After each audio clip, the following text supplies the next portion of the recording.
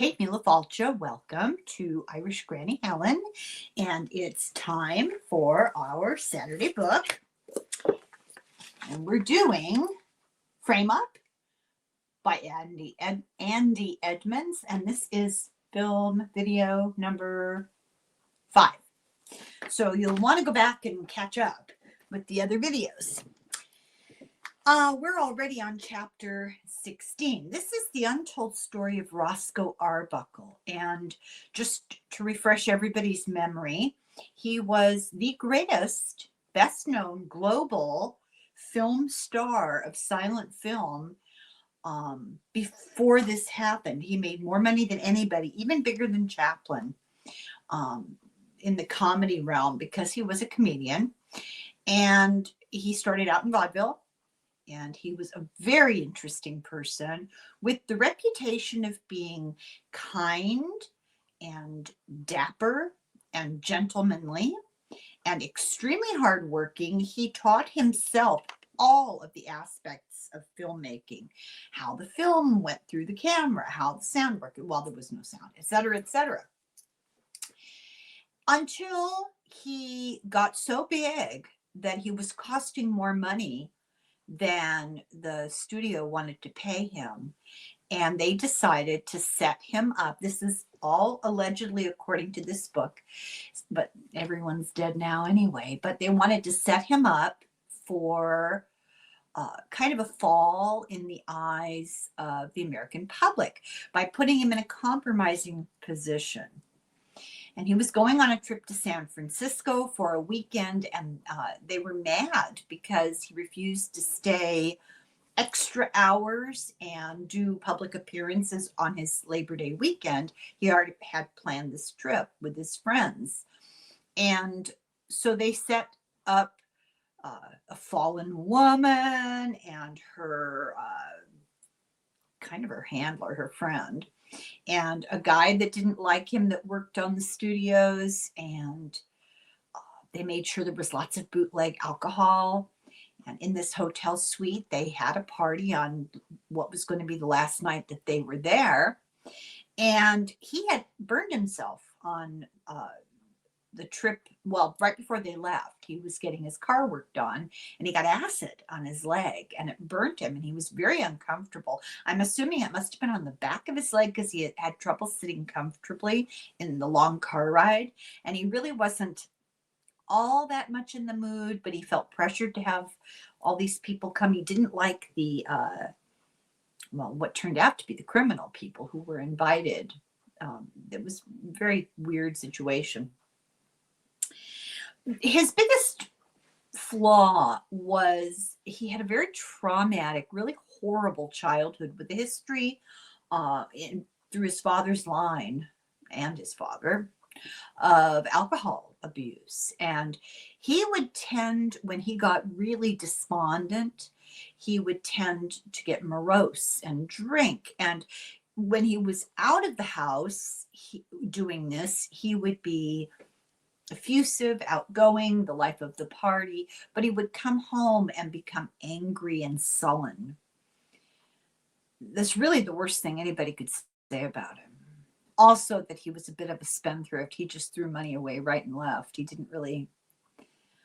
wasn't really cautious. He had like 6 cars and a couple of houses and, living the high life.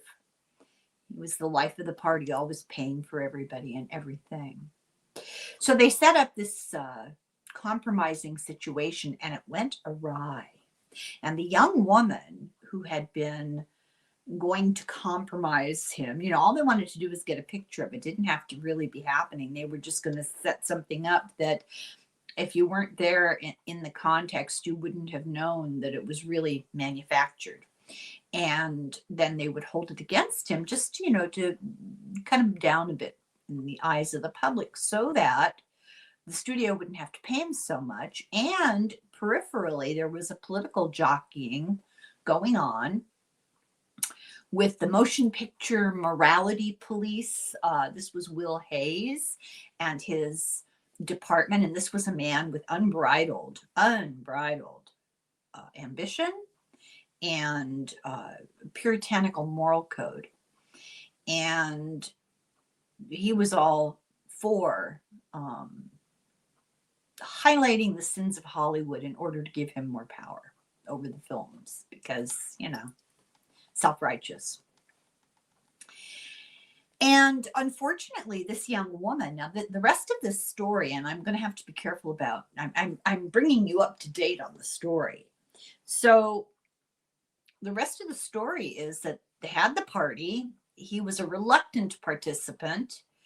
He went into the bathroom to get dressed to go out. He was going to leave and discovered this young woman who he didn't know, but had been planned that she was going to set him up. And she was throwing up and in terrible pain in the bathroom.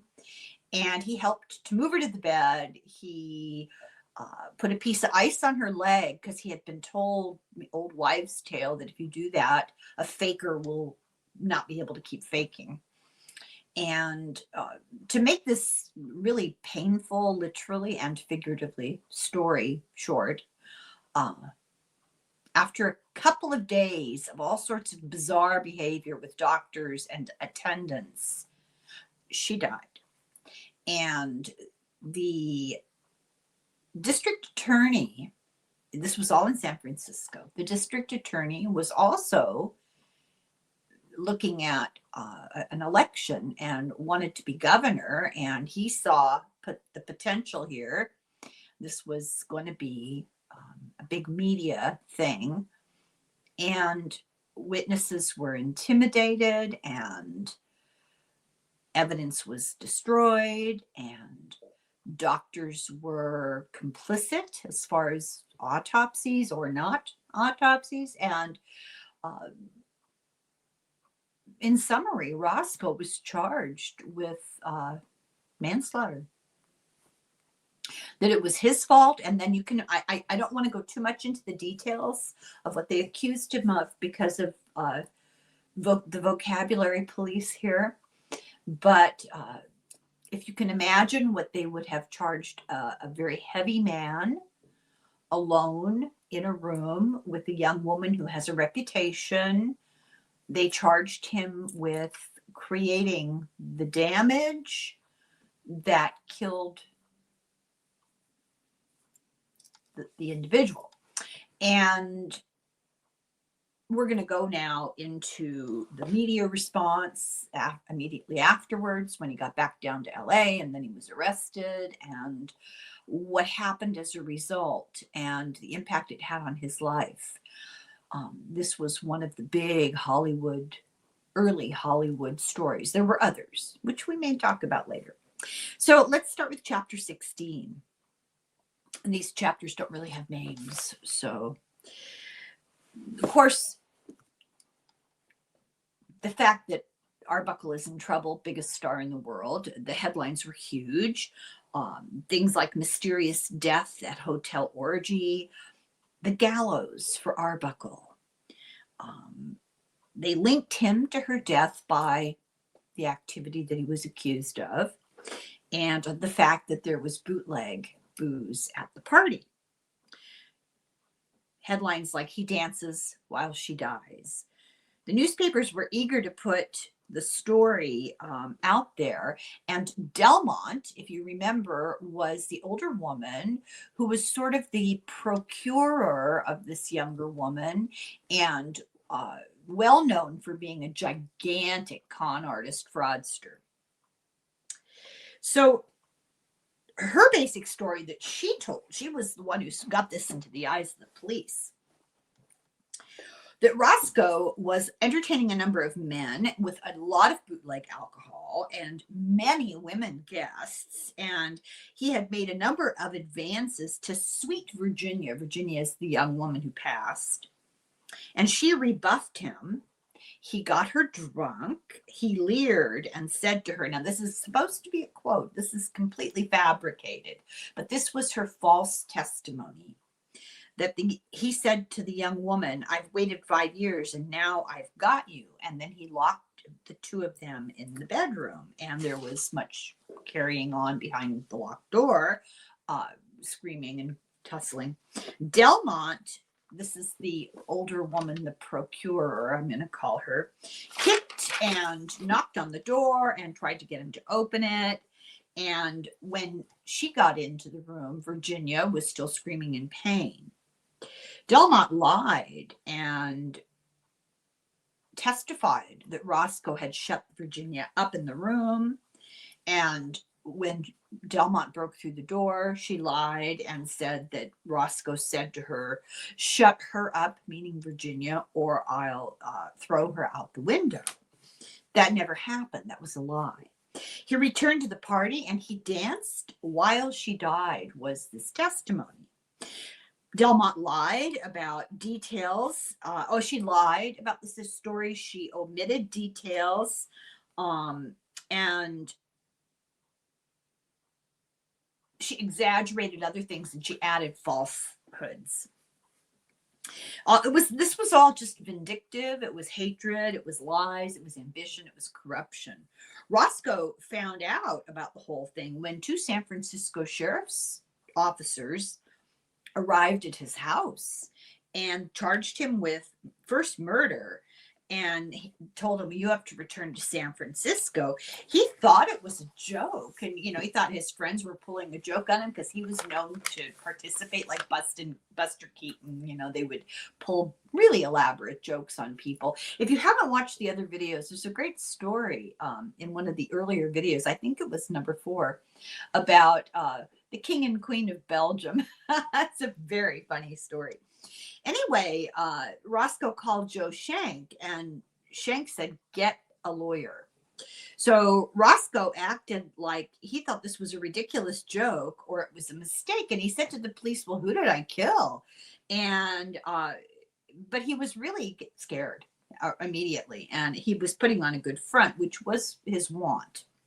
He told friends that after reading the papers, his quote to his friends was, "Delmont, the woman, is sore at me because I ordered her out of my hotel suite." Now, his story, he told several different stories. This is the first one. They were at the party. They were all eating and drinking. And after Virginia drank enough, she got hysterical. This is the young woman who died. And this was her pattern. And I still maintain, with my professional background, my degree in psychiatry, she sounds to me like somebody who was hypermanic or had some sort of terrible personality disorder, mental illness, because every time she got a little bit of alcohol into her, she went nuts. She started screaming and ripping her clothes off and trying to run through the streets. And this happened on more than one occasion. So it was not unheard of for her to do this. He had not wanted her at the party. He told people she's trouble, but the guy who brought the 2 women brought them anyway. He knew Roscoe didn't want them. They were not invited, but he brought them anyway, which lends credence to the idea that there was a plan at hand. So because she was screaming and hysterical in his suite, Roscoe called the hotel doctor and the hotel manager. And while they were waiting, the women at the party took her into the bathroom and put her in a cold bath. This is all very absurd. These people must have been inebriated. So Roscoe helped transfer her back to the bed. The doctor came. He diagnosed, wait for it, indigestion and prescribed bicarbonate of soda. So Roscoe said they went back to partying, and then the party was over. Everybody left, and he left. They left as planned on Tuesday. He said he drove back to San Francisco on Saturday when the sheriffs came. He drove back to San Francisco with the chauffeur and his attorney, Frank Dominguez, and Semnacher, the guy that was with him at the party, to be his witness. And the attorney told him, "Stay silent. You have the right to remain silent." They checked into the Olympic Athletic Club because the hotels wouldn't take his reservation. The word had already gotten out. The Olympic allowed them if they stayed quiet, is how they put it. He went to the Hall of Justice, and he was ordered to submit to questioning. His only worry at the time was about the bootleg alcohol, because he knew that it was there and that he had allowed it, although he didn't purchase it, he had allowed it. And he was concerned about that because that was a big deal in those days, possession of, bootleg alcohol. Um, he didn't hurt anybody, not really. The attorney said, we'll only admit to small amounts and not say anything about it was ordered, who the alcohol was ordered from. So we'll just say there was a little bit and we don't know where it came from, and, plead ignorance. So they met at the Hall of They were met at the Hall of Justice by two assistant DAs, a guy called Golden and a guy called, I think it's Urev or Uren. I can't really read my handwriting, but it doesn't matter. And he was charged with murder. There were 3 sworn affidavits against him. And these names, if you've been following along, ought to ring a bell. Delmont, the older woman, and then the 2 younger women that were at the party that he didn't know, Zay Previn and Alice Blake. On his attorney's advice, he was silent during the entire 3 hours of interrogation. They arrested him, they took him into custody, and he went to jail. And reporters were just foaming at the mouth, to get the story. Public opinions varied. Some people said, well, the party boy got what he deserved. And others felt that he had been railroaded because of his money and fame. And those 2 points of view were actually held almost equally by studio people before this happened. The sins of the movie industry were going to be aired in public. People were just thrilled. Movie fans became judge and jury, but the studios panicked. This was not the intention that anything like this would happen. And they started immediately to fear boycotts and witch hunts and rampant public outcry because of substance use and degeneracy, and that this would be judged morally by the American public. Zucker and Lasky were especially concerned, and Zucker should have been. The worst reaction was Roscoe's longtime friend, Sid Grauman Chinese Theater. He immediately pulled Roscoe's new movie from his Hollywood theater, and when asked about it, he said no comment. So guilt, they didn't want to be associated with even the potential sniff of sin. Then Grauman did a terrible thing. He called Zucker and Lasky and canceled all of Roscoe's contracts. And because he did it, it started a chain reaction of all these different theater chains. The Sunday morning papers had a statement from the captain of detectives, and he pulled no punches. He said the evidence shows this is what happened. They filed a temporary complaint. No one, not even Arbuckle, can come here and commit that kind of offense, this deputy said. No doubt, beyond question, they described the attack that he got from the liar witnesses, and described Roscoe doing this terrible thing. So he was locked up on felony row, and that was where the really bad people were put in jail. And apparently it was really filthy. It's with murderers and armed robbers. And he was a fastidious person. And he complained about not having toiletries, and the guards thought that was hilarious. So there were 2 simultaneous investigations, one on the coroner's side, and the coroner, I believe, belonged to the police department. It was the police coroner. And then also the grand jury, and that would have been coming out of the DA's office. But key evidence appeared to be missing. Accusations were her clothes were torn by him. They couldn't be found. Later, Delmont and Semnocker admitted that they had destroyed the clothes. Investigators quickly found huge discrepancies in the testimonies of the witnesses, especially between the males and the females. 3 women witnesses claimed that he was alone in a locked room with a screaming Virginia for at least a half an hour, that he exited, said the line about the window, and then began to dance. So the 3 women had conspired with this story. Nurse Jameson, these are after the fact, after she was obviously unwell and several doctors had fumbled. They finally got a couple of nurses. Nurse Jameson said that Virginia herself, before she went into a coma, told the nurse 2 versions. And the nurse reminded everybody when she told these stories that this woman, Virginia, was completely delirious, raging fever, in and out of semi-consciousness, that Roscoe had attacked her. And there's a prevailing belief, even at the time, from people who were not in on the fix, that she did, in her extremity, kind of confront Roscoe. He carried her from the bathroom to the bed, and she said, "What are you doing to me? Make him leave me alone." So there was confusion in her mind because she was semi-comatose, she was delirious, and at one point he did lift her and put her on the bed, but not in the sense that they're making accusations about. And then the nurse said this patient did not know what was going on around her. Virginia also told Nurse Jameson, "If I get well, I'll drop this whole thing. I won't even worry about it. If I end up in the hospital, I'll make him pay." So Semenacher and Fishbach and Fortloy denied all of this. Now, these are the men who it's highly suspected were in on the whole thing. Well, the women were too. That's the thing, that almost everybody at the party, it was a setup.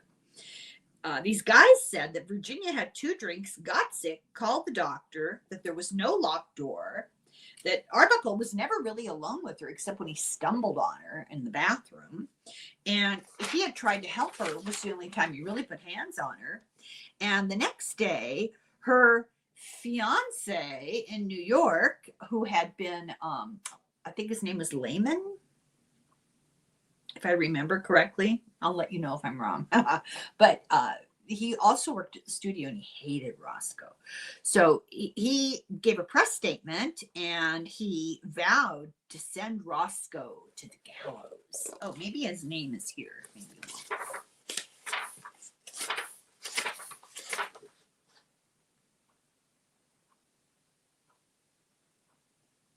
Yeah, not Lehman, Lerman, Henry Lerman.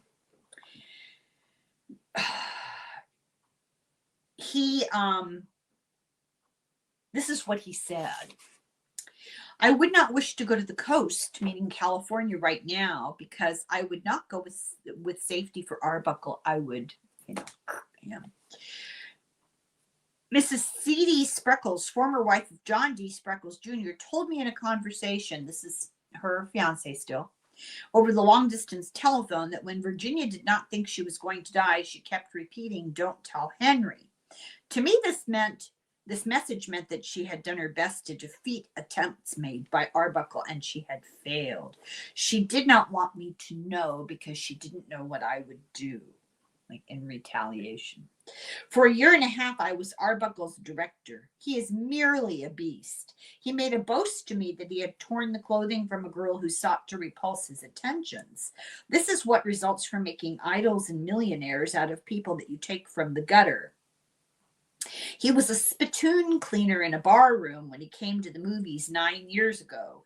He was a bar boy, not a bartender. I would kill him if I had the chance. Those are the allegations made by Virginia Rapé's fiance. And it's all nonsense because, contrary to that, Arbuckle did work for room and board in a hotel, but he was well respected as a very hard worker, very popular with the customers, always absolutely polite and gentlemanly to the women customers, and would sing. He had such a beautiful voice. And really what he was doing was he was trying to do vaudeville. So Twisted, grain of truth, but twisted. Dominguez was in need of help, and they got a couple of new attorneys. They got a guy called Cohn, who joined Dominguez, and he claimed to be the representative for both Roscoe and Rapé's estate. So already, what is this? And at first, there was no bail allowed, but there were a ton of calls from all over the country, people reporting that Roscoe was a monster. I mean, strangers reporting that he was a monster. A chambermaid claimed that she heard Virginia screaming, "No, don't," to Roscoe. That never happened. Delmont claimed that she was being harassed and bribed to be silent. In other words, implying that the defense of Roscoe was trying to shut her up. Women's groups immediately were against him. His career was dead. Chapter 17. His lawyers made a very Christian statement. Comedy and tragedy came into the lives of fortunates and unfortunates. In God's plan, the two are essential. Just try to imagine lawyers talking like this today, with the abiding confidence that the Christian charity of the civilized world would be manifest in this case. We appeal to the conscience and hearts of the American people to hold in abeyance any judgment until the court has determined the guilt or innocence of our client. To our countryman and his admirers, meaning Roscoe, we positively declare the charges made against him are false, and the same will be established in due time in the courts of justice in California. Bias and prejudice cannot prevail. Signed, his lawyers, Dominguez, Brennan, and Cohen.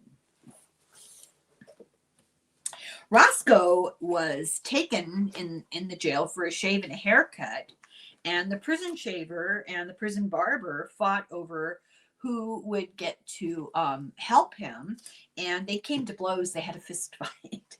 He was called to speak in front of the coroner's inquest on Monday, September 12th. He made two brief statements, very brief, on the advice of his lawyer. The cops were mad. They felt that he was covering something up, and they told the papers that, and this is based just on the fact that he wouldn't talk. His lawyer, Dominguez, realized that Roscoe's silence was misunderstood, so he explained his strategy. He believed that Roscoe should not give witnesses ammunition for more lies.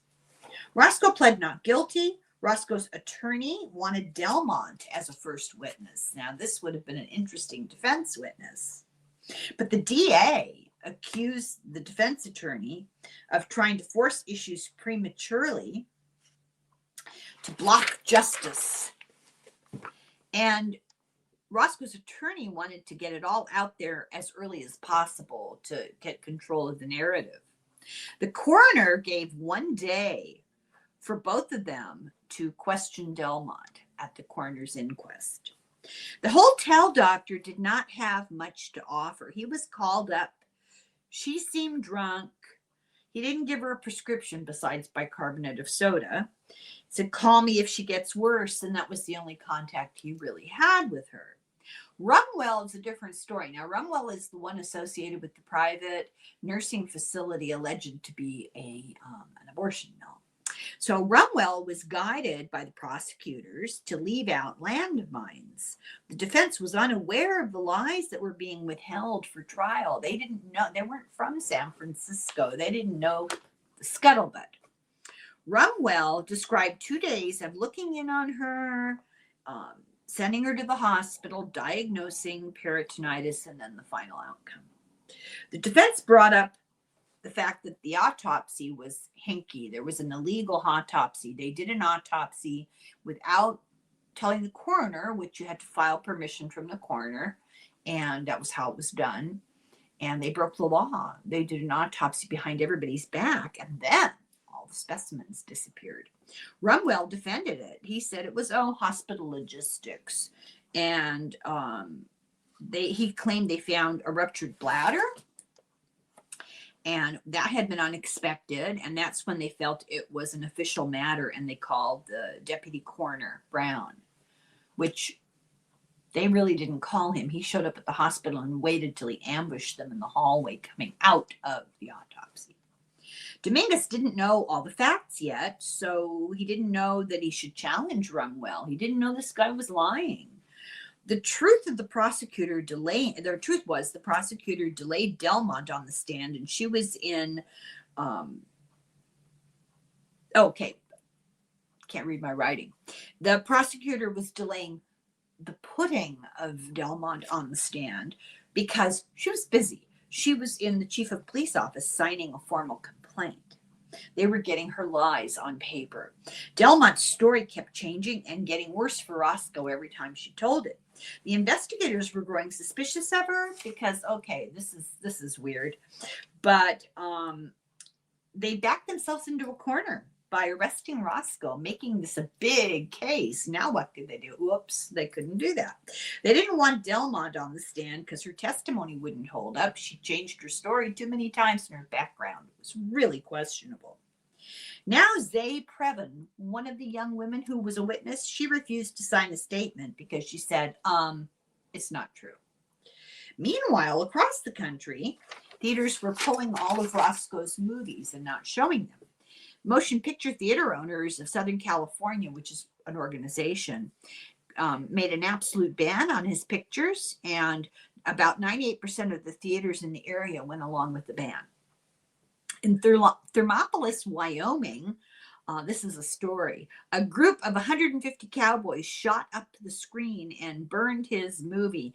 This was a hoax. It was used as a publicity stunt by the theater manager to get more people to come in. The press made Roscoe into a cold-hearted monster. For example, they told stories like this. He neglected his mother's grave.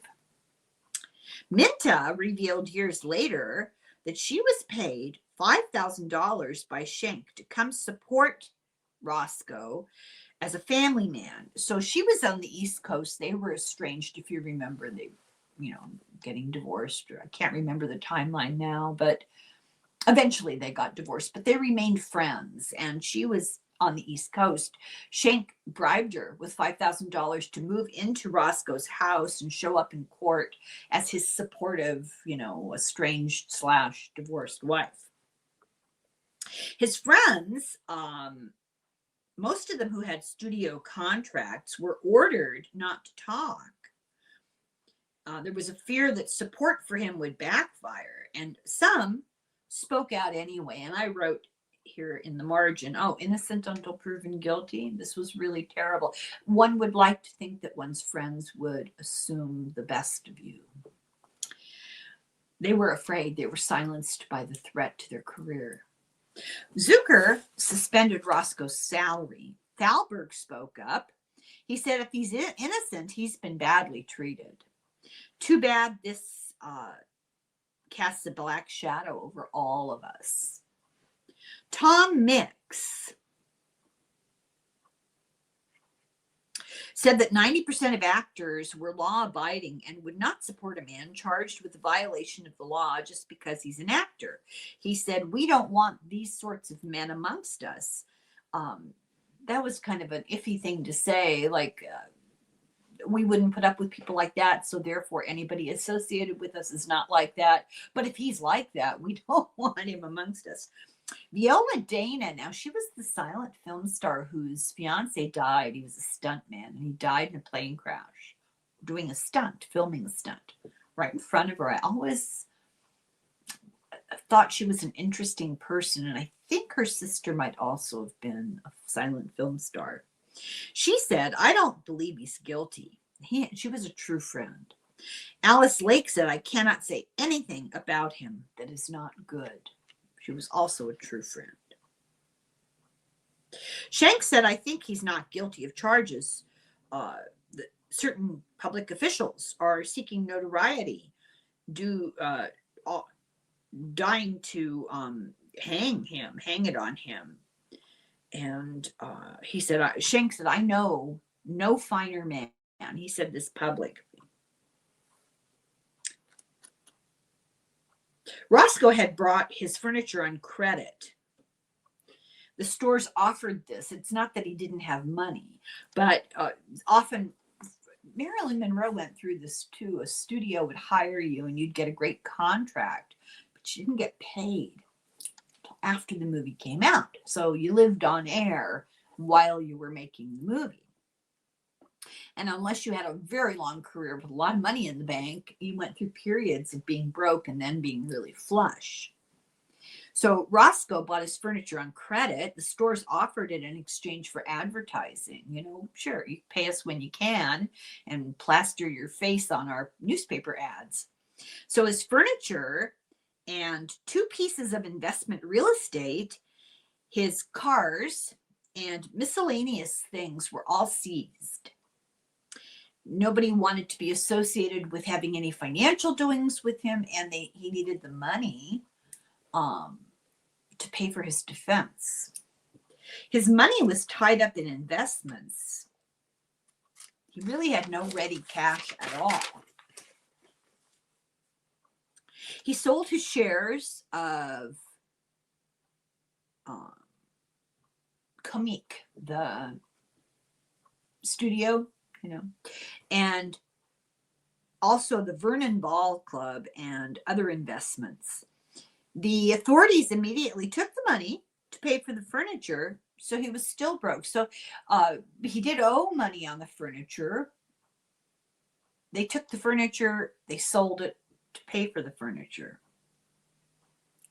He was dropped from the LA Athletic Club. And, you know, keep in mind, this was more than just a place to go play pickleball. Let's see here. The vote was unanimous. In a brief statement, the club president said, "We do not want that kind of man in the club, for we do not care to associate with that class. The events, as far as they have gone, show that Mr. Arbuckle is not a proper person to be a member of the club. Therefore, he ceases to be a member." So it's a bit like a country club, I think. The feds investigated the bootleg liquor on behalf of the Volstead Act. The Volstead Act was prohibition, and he faced federal charges. Fishback, who actually brought the alcohol, testified that he didn't know where the liquor came from. And he, if you recall from the last video, Roscoe had a supply of alcohol and was going to bring it in his car, and Fishback talked him out of it and said, no, I've got a good connection up in San Francisco. Don't bother hauling it. I'll bring it to the party. Delmont blamed Roscoe, backed up Fishback for the alcohol. The feds found the alcohol that was already at his house. He had a big basement where the music studio later went. He had this big basement full of alcohol and no permit. The coroners and the grand jurists both came with, their investigations came with a charge of manslaughter, which would have been 10 years in prison, and not murder, because nobody felt that he had done it deliberately. So they didn't believe the stories that he was just this rake, this horrible person. The rumors that Zay Previn and Alice Blake were browbeaten by the DA to lie and threatened with jail, they started to seep out. On hearing the indictment, Minta came. She took the money, she came. They were still friends. Now a new wave of creditors showed up. The interior decorator, his tailor, the tire makers for his cars. Roscoe was despondent. He couldn't get mail in jail. He had no contact with the outside world. He thought all his friends had deserted him, and many had. Chapter 18. The coroner's jury charged him, and this is what they said in the charges. We, the undersigned jurors, recommend the district attorney, chief of police, grand jury, and prohibition officers take steps to prevent a further occurrence of affairs such as the one which caused this young woman's death, so that San Francisco will not be made the rendezvous of the debauchee and the gangster. Roscoe's attorney hoped that the coroner's jurors would rule that it was obviously a medical problem and not violence from Roscoe. But they too said manslaughter. D.A. Brady was tampering with witnesses. He was a native son from the Hastings College of Law, long-time San Francisco family. He worked up in the system. He worked through the system to advance to the position of police court judge. And in 1919, he became the DA, and he announced quite publicly that he had the ambition, his goal was to be governor. He was infamous for being self-serving, arrogant, ruthless, with blind ambition and a quick temper. He saw Roscoe's case as a step to the governorship, had notoriety, and the adoration and respect that people had for Roscoe would make this such a public event. The DA pinned his future on destroying Roscoe. He had to keep Delmont off the stand. She was so obviously a bad witness. She was absolutely a liar, well-known history, lots of charges against her. She had too many versions of her story. She had a string of convictions, from fraud to racketeering. She had been convicted of bigamy, not just charged, convicted of bigamy. He pressured Previn and Blake, the two young women, with fear. He threatened to lock them up. He threatened to charge them. He threatened to fine them. And if this got out, that he'd be done if anyone knew that he'd be threatening witnesses. He had to win at all costs. So he did a press conference after the indictment was handed down. And he was still pushing a murder charge, very self-serving. He was nasty. He was pushing for a quick trial, and he wouldn't accept anything less than murder. He said, I know that they're trying him soon for manslaughter, but I won't accept anything but a murder conviction. Roscoe finally got his papers, and I'm sorry, not his papers, the papers. And he says, boy, I guess this looks like I did it. In other words, the newspapers are slanted. A group of women, the Papyrus Club, maybe some interestingly ironic reflection on their ages, I don't know. They met with the DA to arrange a full courtroom of decent women, vigilantes, to be in the audience, the courtroom. They have high standards for truth, and we stand by women. So the first arraignment came, and there were 150 women and 100 men inside the courtroom. There were no seats. The group was raucous. The judge tried to remove them, but came close to a riot. So instead, he ordered Roscoe to stay in the jail cell for his own protection. Even with the charge of manslaughter, the DA insisted that he was going to try him for murder. He wouldn't back down.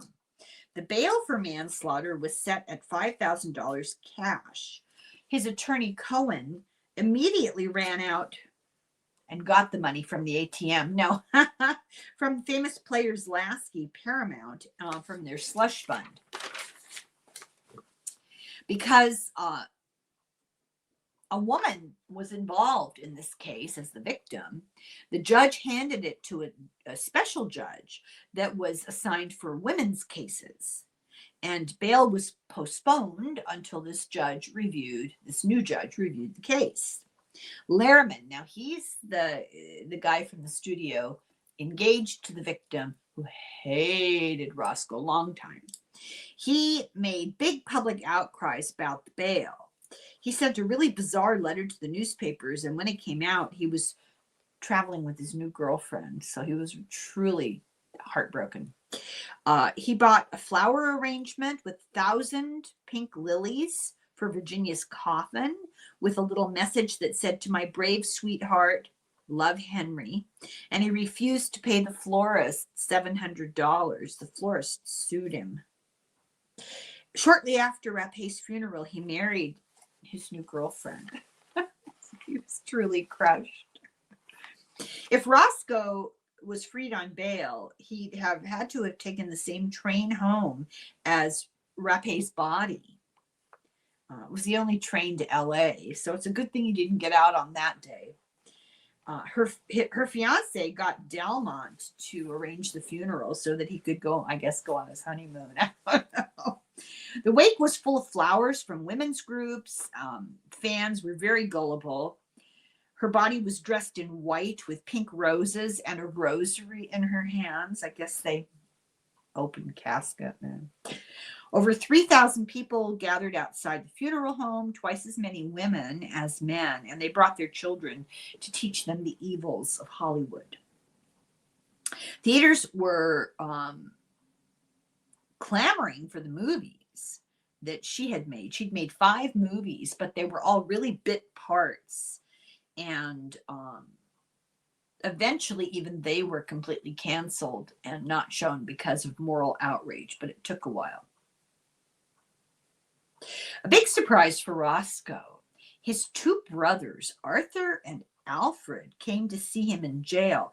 It had been years since any of them had seen each other, and they spoke for 3 hours. He was the youngest, and they had grown and left home before he was ever, an old enough kid to really associate with. Minta arrived, and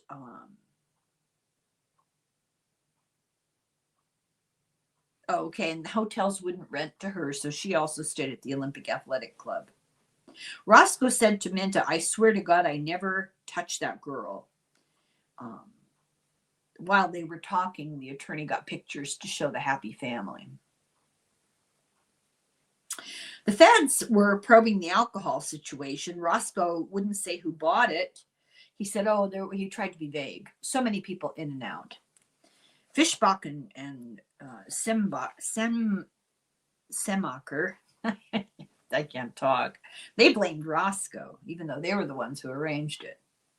The DA Brady, determined to try as the trial as if it were for murder and get at least the full 10 years, want to throw the book at him no matter what. He re-examined witnesses, and Sherman went AWOL, and this was one of the people at the party, and they sent out a fugitive warrant. He was found in Chicago with relatives, and he said, "I didn't know you were looking for me." He once again said that Roscoe had nothing to do with her death. He was let go. He went to New York, and he got a telegram from the studio telling him he was fired, and Senate canceled his contract. He eventually signed with Goldwyn and made 3 to 4 pictures for a year, and he also did some directing. To trace the source of the bootleg alcohol, the feds put him under surveillance. Now, this is the guy associated with the studios. He was a bit actor and helped to get the alcohol, but he was also associated with acting, and eventually, got hired by Goldwyn. Most of the party attendees were also hotel employees. Roscoe really didn't throw a gigantic bash orgy like they tried to make it sound. The feds found the link to the Hollywood with prominent men getting their alcohol through Mexico. And kind of like today, Brady claimed that witnesses were approached with bribes for their silence on behalf of Roscoe, and that the ones who were approached were only the prosecution witnesses.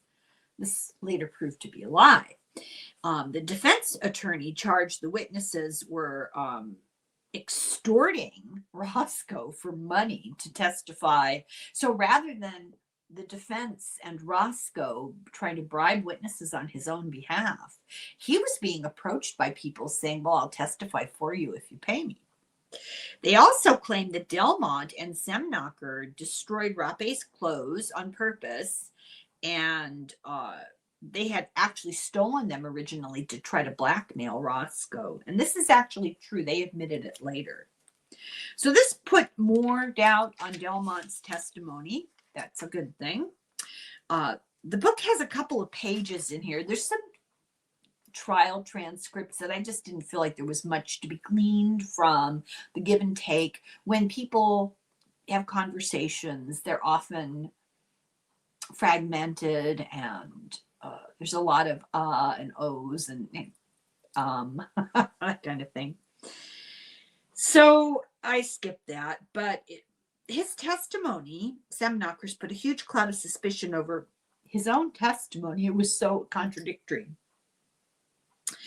The preliminary hearings dragged on for more than a week while Roscoe kind of rotted in the jail. The judge had barely enough, he said, barely enough evidence, but just enough to not dismiss it. You know, didn't want to err on the side of dismissing it if something really had happened. This is an important case. We're not trying Roscoe Arbuckle alone. We're not trying the screen celebrity who has given joy and pleasure to the world. Actually, in a larger sense, we're trying ourselves. We're trying present-day morals, our present-day social conditions, our present-day looseness of thought, and lack of social conscience. Lack of social balance. Roscoe Arbuckle will be held over to the Supreme Court on a charge of manslaughter. He had already posted the required bail, and he is free to return home to Los Angeles until the trial.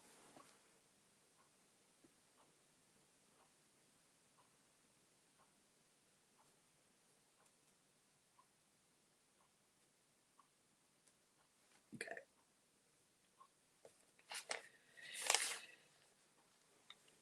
There's a lot of mixed up testimony. The witnesses, they were all lying. They couldn't keep track of their most recent version of the story. They were contradicting each other. There was contradictory testimony from hotel employees and people who didn't have some kind of investment in the setup, the frame up. So this mixed up testimony swayed some public opinion in favor of Roscoe. Roscoe burst into tears in court. Brady was angry. That's not the word I use, but he was angry, and he claimed that the judge was starstruck. And he still swore he wanted to try Roscoe for murder. He will serve a full sentence no matter what I have to do, he said. One Los Angeles Times reporter offered his opinion of Roscoe Arbuckle upon hearing Brady refer to the comedian as a has-been with no future in films. Quote, if this is correct, Fatty Arbuckle, in this he is correct. Fatty Arbuckle, the comedian, exists no more. He's no longer the backstop for custard pies. He is Mr. Roscoe Arbuckle, the most serious-visaged personality existent. This writing, can you imagine them writing like this today? His conduct and appearance made Hamlet and Macbeth and Jean Valjean look like circus clowns. Chapter 19. How are we doing here? Outside of the court, there was a mob of women with hat pins and children, and they were yelling hate, and there were men glaring. On arrival in Los Angeles, some threw eggs at the train, but well-wishers showed up to give flowers to Roscoe as well. It was a more friendly crowd than the one that left him in San Francisco. Friends came all night in support. It was like a funeral.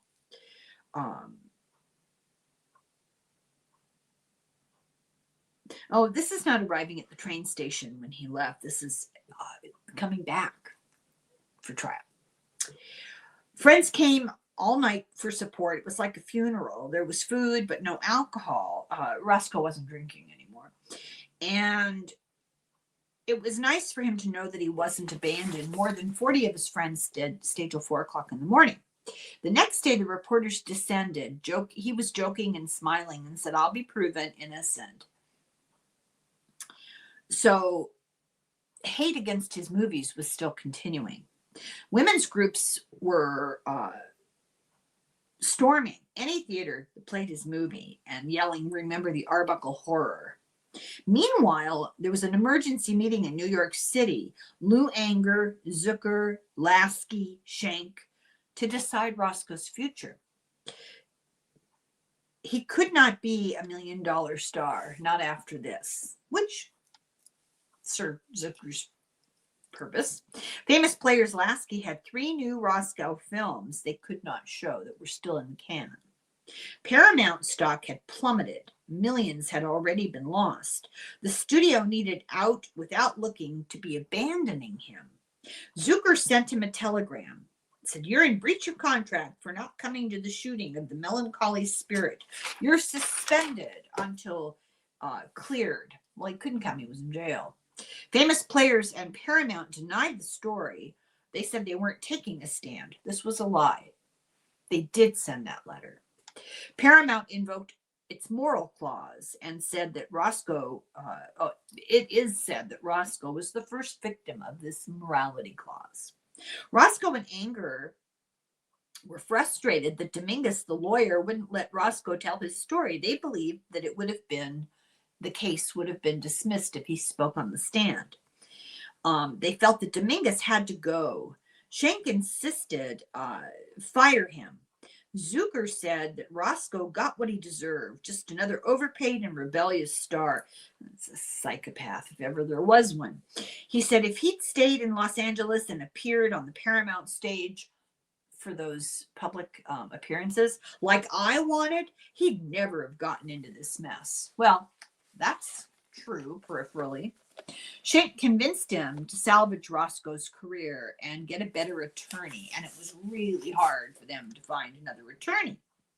The first one they tried was Clarence Darrow, but he was embroiled in charges of jury tampering, and he couldn't come to California.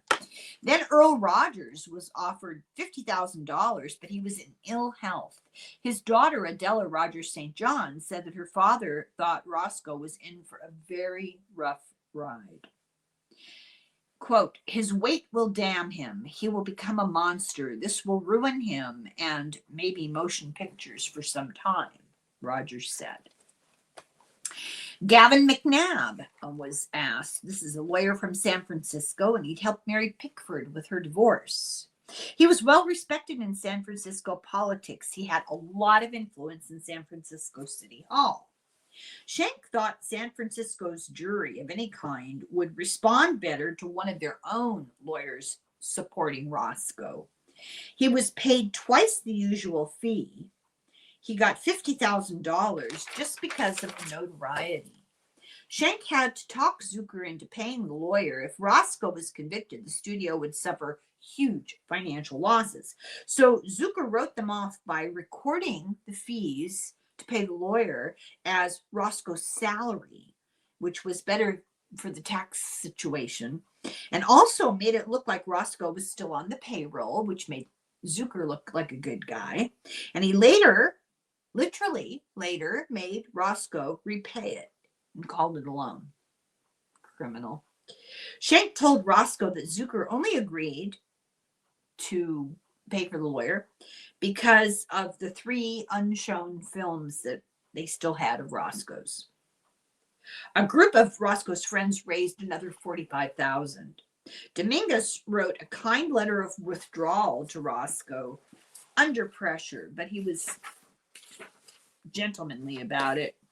And at the end of the letter, he said, "God is just, and justice will be yours. Then you will be restored to the hearts of the people of our country, to whom you have given unbounded pleasure and joy.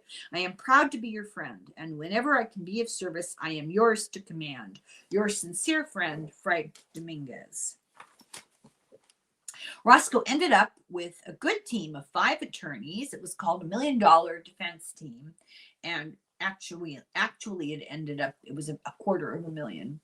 San Francisco coroner's office swore out complaints against Rumwell, the doctor on staff at the private nursing home that was rumored to be an abortion mill, and he got complaints from the coroner for performing illegal autopsies, which was a misdemeanor, and he had to pay a $500 fine. This sparked an investigation into his background and allegations of illegal abortions. The outcome of the investigation was never made public. So the first thing McNabb did was ordered a probe into Raupe's past. Now, this was not just looking to victim blame, although that wouldn't have hurt Roscoe's case, but there were things in her past that led to medical fragility. They found longtime friends to say that she had had bad health for years because of several abortions. He found a doctor to report that she had had chronic cystitis, which weakened her bladder. This is the medical report in the court trial. This is not me doing anything about medical advice.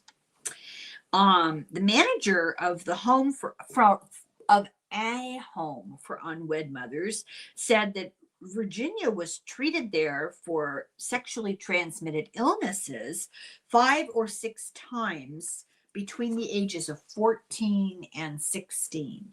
So I think it's safe to say we're talking about a young woman coming from, at the minimum, extreme trauma.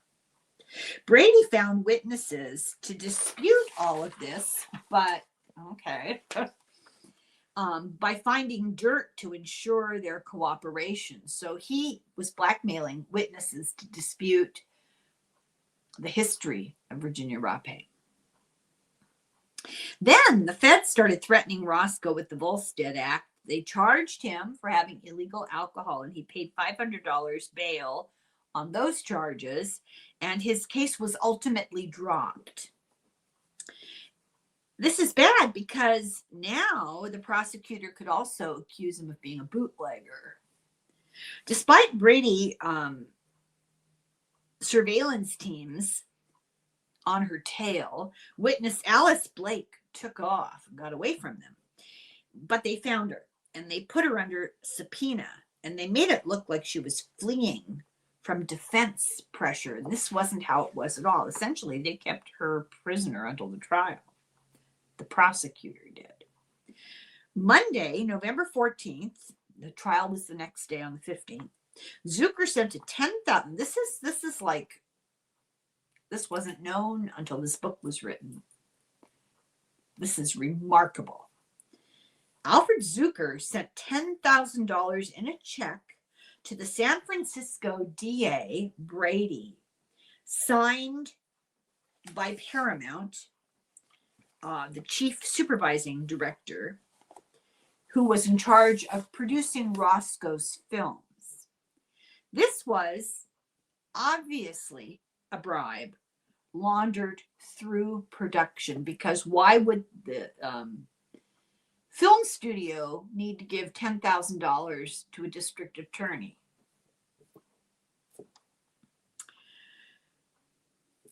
The author found the check in files that had been sealed and never opened when given access to the old files. But this has still never been explained.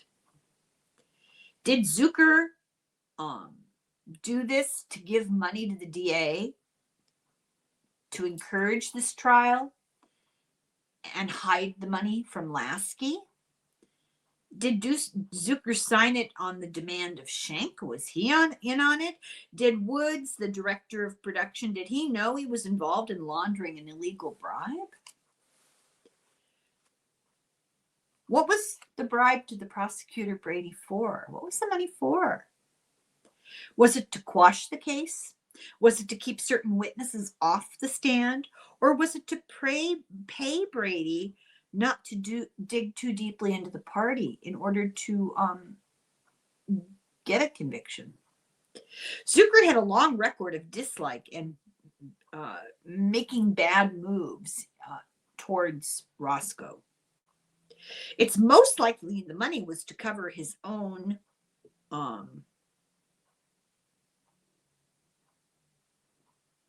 I can't say that word. And the question is why. It's just not known why he wrote this.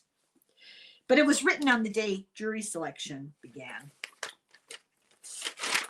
Did that have anything to do with it? Okay, this is a good place to stop.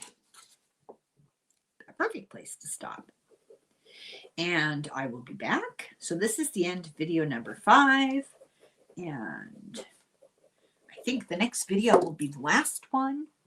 I hope you're enjoying this. I am indulging myself because I really find this story utterly fascinating. So bear with me. Slán go fóill, slánte.